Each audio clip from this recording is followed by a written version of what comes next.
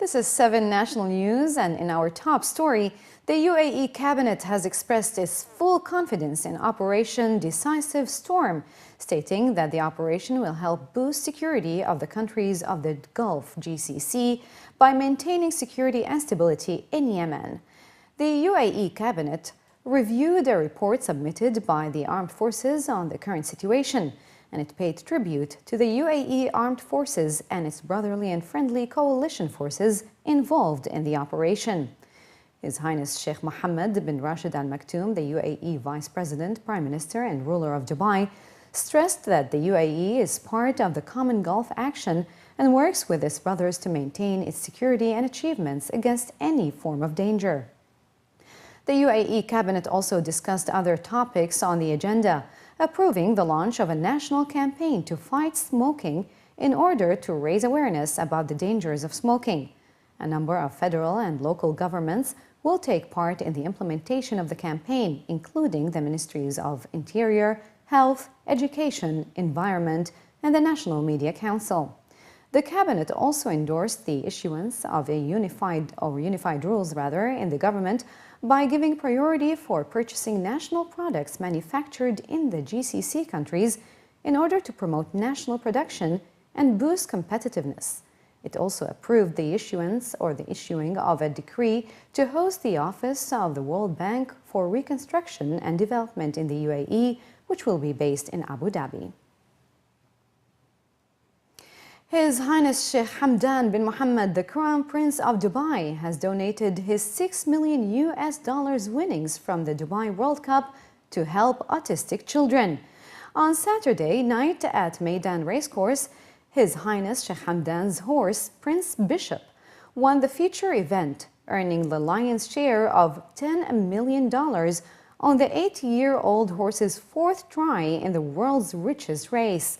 Commenting on the announcement, the Crown Prince of Dubai wrote on his Twitter page that he was pleased to donate the prize to the Dubai Autism Center, adding that he is optimistic for what the Dubai Autism Center will achieve socially and medically for children with autism. His Highness Sheikh Hamdan is the chairman of the center, whose mission is to help children with autism integrate into the community through intervention and therapy and create social awareness. The donation comes days before World Autism Awareness Day on April 2nd. All new buildings in Dubai will soon be made with green concrete that extends the life of buildings by decades.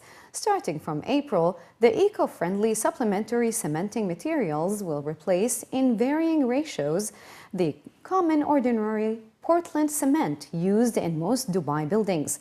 The announcement was made during a press conference by the Dubai municipality, which, according to research cited by the civic body, will help to significantly reduce the Emirates' carbon footprint. The new type of concrete, according to officials, cuts CO2 emissions by 80%, while increasing resistance to salts, which is a factor to consider in the local industry because of the soil composition of Dubai. The materials also improve thermal insulation of concrete, making them more suited to Dubai's extreme heat. The Emirates Foundation, an independent organization set up by the Abu Dhabi government to help empower youth across the UAE, held the first round of its Business Breakfast Social Investment Forum for the year in Dubai today. This quarterly event unites representatives from public and private sector institutions from across the country who are interested in furthering their social investment or CSR activities. The forum focused on the topic of social enterprise development and also featured the announcement of the 2nd edition of the Emirates Award for Arabian Gulf Youth.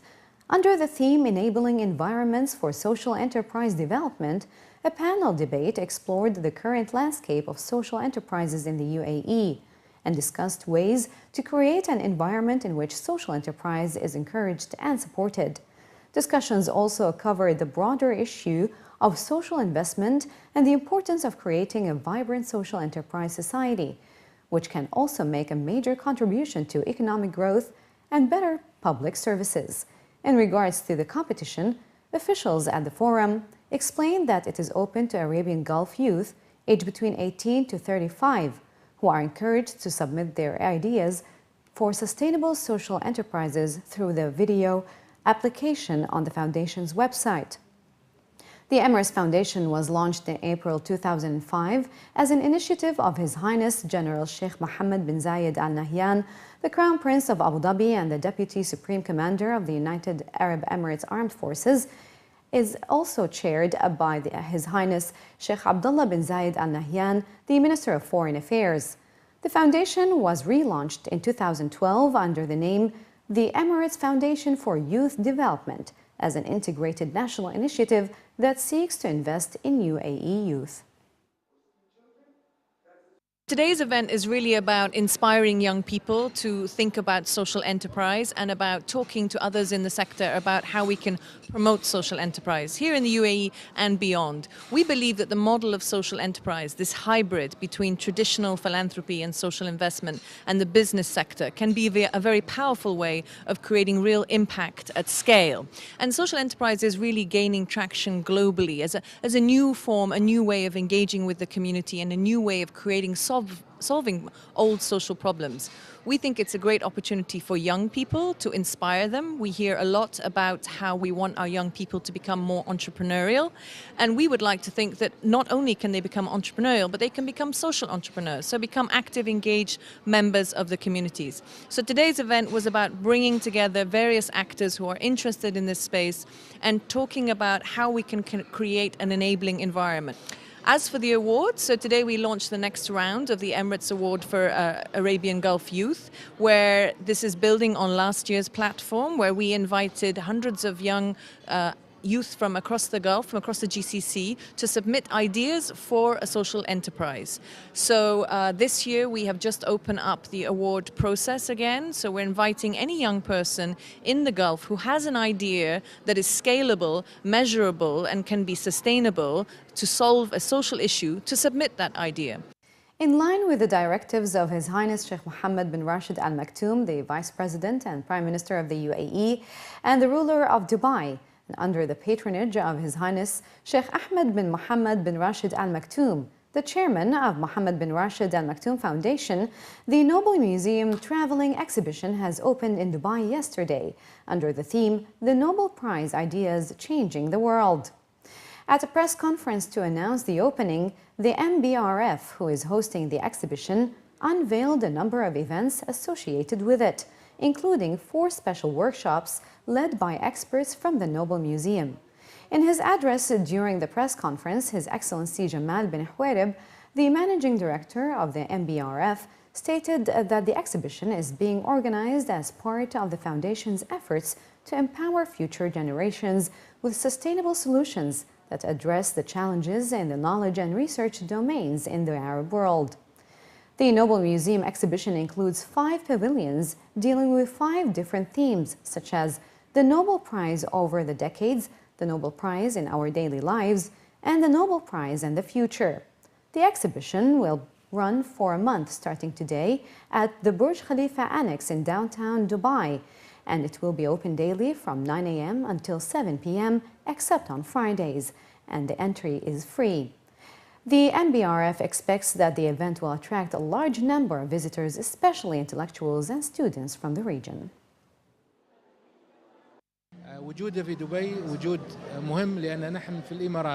Having the museum here in Dubai is very significant because we in the Emirates have been focusing a lot on innovation. The UAE government is encouraging its youth to innovate and to stand out. As you can see, these prizes here are all actual innovations. So the museum comes in line with the UAE government's policy to develop innovations in the country, which were announced in the previous government's summit. Hopefully, we will be able to collaborate further with the Nobel Prize Museum, as we have discussed several projects, a part of which is the museum, which will be hosted in Dubai on an annual basis. We have a museum in Stockholm and we also have a museum in Oslo. But of course, we want to spread the interesting stories about the Nobel Prize and about the different laureates to a wider audience than we can do only in those 2 cities. And for that reason, we have temporary exhibitions that we are moving around in the world. And here we found a very good partner who wanted to cooperate with us and wanted to bring the exhibition here. And of course, we haven't been in this part of the world for 5, 6, 7 years, so it was a good opportunity to come back. And this is an important part of the world, a growing part of the world, and it's also a part of the world where science traditionally has not played such a large role. So from that perspective, it's perhaps particularly important to educate people about the importance of science and what can be achieved with science. And that is really the purpose with the exhibition. UAE driver Yahya Al-Hayli has outshining the world's best drivers to take the lead in the first stage of the Abu Dhabi Desert Challenge as he extended his remarkable 100% appearance record in the event. Partnered by Emirati co-driver Khalid Al-Kindi in a Nissan pickup, Al-Hayli won the 262 kilometers Yas Marina Circuit Special Stage 1 in impressive style to take a 1-minute 54-second overall lead from reigning FIA World Cup champion Vladimir Vasilev in a Mini. Brazilian Ronaldo Varela in a Toyota Hilux finished the leg in third, with Dakar Rally champion Nasser Al-Attiyah fourth, making it an even better day for the host country. The UAE's Sheikh Khalid Al-Qasimi produced a splendid drive on his Desert Challenge debut to finish the day in 5th place, showing that he has adapted quickly after making the transition from conventional rallying to cross-country for this event. In the Battle of the Bikes, reigning FIM world champion Marc Coma of Spain once again looked in complete control in the desert of the Western region, taking a lead of 1 minute 21 seconds from his KTM teammate, Dubai-based British rider Sam Sunderland. Coma was in commanding form on his KTM, with the defending champion Paulo Concalves of Portugal more than 4 minutes further adrift in third. We got stuck on the edge of the dune. It cost us 5 minutes plus, I'm not sure. But here we are, at least we finished the first stage. I made a small mistake in the first part and my Erie track came loose, so I was a little bit worried about it falling off. So I was trying to ride and hold it, which was a little bit scary. But yeah, the second part after the refuel, I pushed on. And finally, in the bulletin, Dubai's Princess Tower is set to host the record-breaking Dream Jump experience for the first time in the UAE. Announcing plans to introduce the revolutionary Dream Jump initiative to Dubai at a press conference, His Excellency Nasser Al-Niadi, the chairman of Skydive Dubai and president of the UAE Aerosports Federation, revealed that Skydive Dubai athletes will join professional dream jumpers from around the world between the 13th and 19th of April this year to take the plunge from the 99th floor of the iconic Princess Tower in Dubai Marina. Part of the Dream Walker Around the World in 80 Jumps expedition, Dream Jump Dubai will use multiple zip lines that total over 10 kilometers of rope that will be suspended at 400 meters above sea level.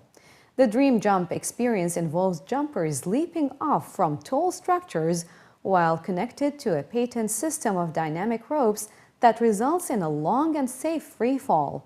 Commenting on the system, Thomas Zielinski, a former high-altitude worker and founder of Dream Jump Craze, said that the system allows jumpers to land in positions similar to that of a parachute, but without experiencing the recoil.